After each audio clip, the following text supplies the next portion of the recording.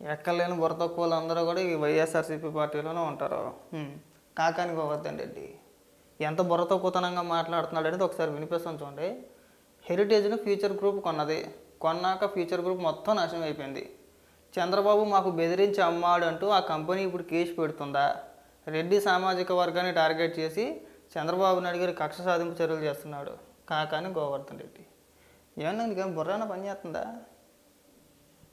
ఎవడన్నా కొనుక్కున్నవాడు గగ్గోలు పెడతాడయ్యా ఇది బెదిరించి అమ్మారని చెప్పేసి అని.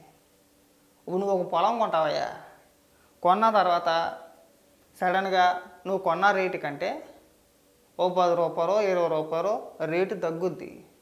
నువ్వేం చేస్తావు? నన్ను బెదిరించి నాకు అమ్మేడని చెప్పేసి అని కేసు పెడతావా? సిగ్గేమని అనిపిస్తుందా నీకేమన్నా? ఒకసారి ఏం మాట్లాడుతున్నావు వినిపిస్తాను చూడండి. దేని గురించి మాట్లాడుతున్నాడంటే కాకినాడ పోర్టుకు సంబంధించి. ఆ పోర్టుకు సంబంధించి కేవీ రావు ఎవరైతే ఉన్నారో ఆయన్ని బెదిరించి కేసులు పెడతాం, జైల్లో పెడతాం అని చెప్పేసి ఆయన్ని బెదిరించి అరవిందోకి 41% వాటాని రాయించేశారు బెదరగొట్టి. దానికి సంబంధించి ఈరోజు ఈనాడులోని ఆంధ్రజ్యోతిలోని వార్తలు వస్తే దానికి కౌంటర్గా ఈయన మాట్లాడుతూ ఇప్పుడు చేసిన వ్యాఖ్యల మాట ఏంటి చదివి వినిపించాను కదా, ఒకసారి ఆయన ఏం మాట్లాడుతున్నాడో ఆయన మాటలోనే వినండి ఒకసారి. 6 నెలల తర్వాత ప్రభుత్వం, కొత్త ప్రభుత్వం, చంద్రబాబు ప్రభుత్వం వచ్చిన తర్వాత 6 నెలల తర్వాత ఇక్కడ కేసులు పెట్టామంటేనే దీని వెనక కుట్రకోణం స్పష్టంగా కనపడేటువంటి పరిస్థితి. ఎందుకంటే ఈరోజు చాలా మంది చాలా చెప్తారు, నీకు 4.5 సంవత్సరాల క్రితం ఉన్నటువంటి వాల్యుయేషన్ ఎంత, ఈరోజు వాల్యుయేషన్ మారిండొచ్చు, కానీ ఆ రోజు ఉన్నటువంటి వాల్యూ ఎంత, ఈ రోజు ఉన్నటువంటి వాల్యూ ఎంత అనేటువంటిది ఏది కూడా మాట్లాడకుండా ఈరోజు ఒకసారి ఆలోచన చేస్తే చంద్రబాబు నాయుడు ఫ్యూచర్ గ్రూప్ కమ్మాడు. అదొక పెద్ద స్కామ్, అదొక పెద్ద కుట్ర. ఎందుకంటే నోట్ల రద్దుకు ముందు ఈ డీల్ కుదిరేది. సరే, దాని గురించి మాట్లాడితే ఈ రోజు ఫ్యూచర్ గ్రూప్ ఏదైతే కూరగాయల హెరిటేజ్ ఇన్వెస్టర్స్ అయితే చంద్రబాబు నాయుడు ఉందో దానిని ఫ్యూచర్ గ్రూప్ ఉన్నది. కొన్న తర్వాత కొలాప్స్ అయిపోయింది. ఈ రోజు ఆ ఫ్యూచర్ గ్రూప్ చంద్రబాబు నాయుడు మాకు పరిహారం చెల్లించలేదు, కట్టినటువంటి డబ్బు ఇవ్వలేదు, కాబట్టి చంద్రబాబు నాయుడు మమ్మల్ని బెదిరించి దీన్ని అమ్మేడు అని చెప్పి చంద్రబాబు నాయుడు మీద కేసు నమోదు చేసేట ఉంటుంది. ఎర్రిపప్పులు అంటారు. అప్పుడు నిన్ను అలాగే అంటారు, ఆ మాట్లాడిన వ్యక్తులను కూడా ఎర్రిపప్పులు అంటారు. కొన్నవాడు ఎవడో గగ్గోలు పెట్టడు. అర్థమైందా? ఇక్కడ కాకినాడ పోర్టులో జరిగే విషయం ఏంటి? ఆయన్ని బెదిరించి వీళ్ళు వాటాలు రాయించుకున్నారు. ఆయన అమ్మలేదు, బెదిరించారు వీళ్ళు. మీ మీద కేసులు పెడతాము, జైల్లో పెడతాము, వైవి సుబ్బారెడ్డి కొడుకు విక్రాంత్ రెడ్డి ఎంత చెబితే అంత ఆయన చెప్పినట్టు చెయ్యండి అని చెప్పి బెదిరించి 41% వాటాన్ని రాయించేసుకున్నారు. కంప్లైంట్ ఎవరు ఇచ్చారు? అరవిందో వాళ్ళు కాదు కంప్లైంట్ ఇస్తా. ఎవరైతే కేవీ రావు గారు ఉన్నారో ఆయన. నువ్వు చెప్పిన లెక్క ప్రకారం, నువ్వు చెప్పిన లాజిక్ ప్రకారం కంప్లైంట్ చంద్రబాబు నాయుడు గారు ఇవ్వాలి.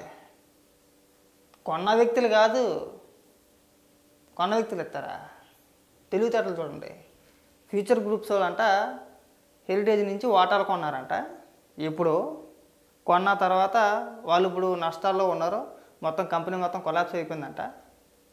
ఇప్పుడు వాళ్ళు కేసు పెడితే ఎలా ఉంటుంది? చంద్రబాబు నాయుడు గారు బెదిరించి అమ్మేరు మాకు అని చెప్పేసానంటే ఎలా ఉంటుందని మాట్లాడుతున్నాడు. ఎవడన్నా బెదిరించి అమ్ముతాడయ్యా?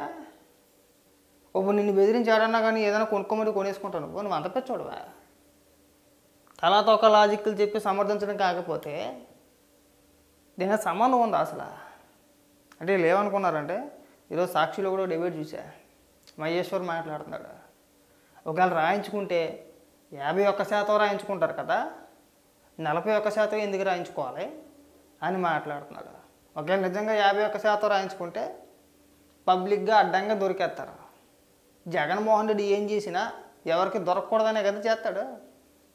అందులో భాగమే అది. ఆ 41% ఎందుకు తీసుకున్నాడు? మన పేర్లు బయటికి రాకుండా ఉంటాయిలే, మెజారిటీ వాటా వాళ్ళకే ఉంది కదా, పెద్దగా మాట్లాడరు అనే ఉద్దేశంతో. దానికి కవరింగ్. వైవి సుబ్బారెడ్డి కొడుకు ఎందుకు ఇన్వాల్వ్ అయ్యాడో చెప్పట్లా, విజయసాయి రెడ్డి ఎందుకు వచ్చాడో చెప్పట్లా, జగన్మోహన్ రెడ్డి ప్రమేయం ఎంతవరకు ఉందో దాని గురించి మాట్లాడట్లా. అసలు అరవిందోకే ఎందుకు కట్టబెట్టాలి? 104, 108 రెండు అరవిందోకే కట్టబెట్టారు. ఆ రెండు కూడా.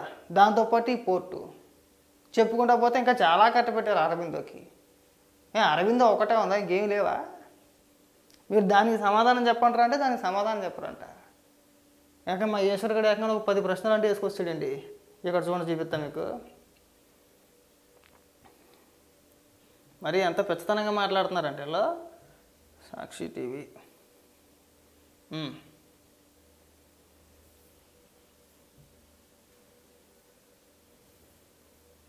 ఇదిగో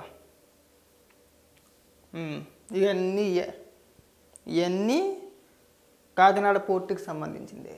ఇక్కడ ఏమని రాసుకొచ్చారు, పవన్పై కూడా కంప్లైంట్ ఫైల్ చేయాలి. ఎందుకంటే గతంలో ఆయన కేవీ రావు గారి గురించి, కాకినాడ పోర్టు గురించి ఆయన మాట్లాడారంటే దానికి సంబంధించి ఓకే బాగానే ఉంది. ఇక ఇక్కడి నుంచి మొదలెట్టుకు వచ్చాడండి. ఎక్కడి నుంచి, ఇక్కడి నుంచి పోర్టు దొంగలకు సూటి ప్రశ్న, ఒక 10 ప్రశ్నలు అని చెప్పేసి రెడీ చేసుకొచ్చేస్తాడు. 10 ప్రశ్నలు, 10 ప్రశ్నలకి సమాధానం చెప్పండి అంటాడు.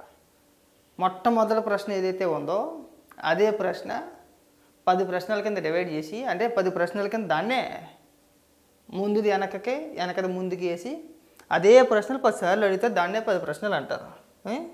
ఇక్కడ మాత్రం సమాధానాలు దొరకవు. అన్నీ అబద్ధాలు. ఎందుకు మాట్లాడతాడు, ఏం మాట్లాడతాడో ఆయనకు కూడా అర్థం కాదు. రావాలి, అక్కడ ఉన్న స్క్రిప్ట్ చదివేయాలి. వచ్చిన వార్తలను ఉద్దేశించి కనీసం ఒక్కదానికైనా సరే వివరణ ఇస్తారంటే వివరణ ఎవరు? అసలు విక్రాంత్ రెడ్డికి పని ఏముంది? విజయసాయి రెడ్డి ఎందుకని వాళ్ళు వేయడు? కట్టబెట్టడానికి అరవిందో ఒక్కటే దొరికిందా? అంటే 104 అరవిందోకే, 108 అరవిందోకే, కాకినాడ పోర్టులో 41% అరవిందోకే, విశాఖపట్నంలో భూములు అరవిందోకే. ఇటు ఎక్కడ చూసినా అరవిందో ఒకటే కనబడుతుందా? పైగా దానికి మామూలు మేధావులను తీసుకురాలా. ఈయన ఒక మేధావి, ఈయనతో పాటు ఇంకో మేధావి ఉన్నాడు. ఇక ఈయన మేధావి రాంగోపాల్ వర్మ లాయర్. కొన్నిసార్లు ఆయన ఎనలిస్ట్ అనే హెత్తరిగా, కొన్నిసార్లు ఎనలిస్ట్ అనే హెత్తరేకంగా. ఆయనే అనలిస్టు, ఆయనే మేధావి, ఆయనే లాయరు, అన్నీ ఆయనే. వీళ్ళకి ఆయన మేధావి, ఆయన పేరేమో అడ్వకేట్ అంట. ఇక ఈయనో మేధావి. వీళ్ళందరినీ తీసుకొచ్చి తలా తోక లేకుండా ఇష్టానుసారంగా మాట్లాడిపించేస్తారు. బెదిరించారా లేదా అనేది చెప్పరు. బెదిరించారా లేదా, 41% రాయించుకున్నారా లేదా, జగన్మోహన్ రెడ్డి ఎందుకు సమాధానం చెప్పలేదు? పొద్దున వార్త వచ్చింది కదా. ఇలాంటి వ్యక్తులు. కాబట్టి ఏంటంటే దొరికిపోయిన తర్వాత మీరు ఎదవ డ్రామాలు ఏమి ఆడమాకండి. బెదిరించారా లేదా అనేది చెప్పరు. బెదిరించారా లేదా, 41% రాయించుకున్నారా లేదా, జగన్మోహన్ రెడ్డి ఎందుకు సమాధానం చెప్పలేదు? పొద్దున వార్త వచ్చింది కదా.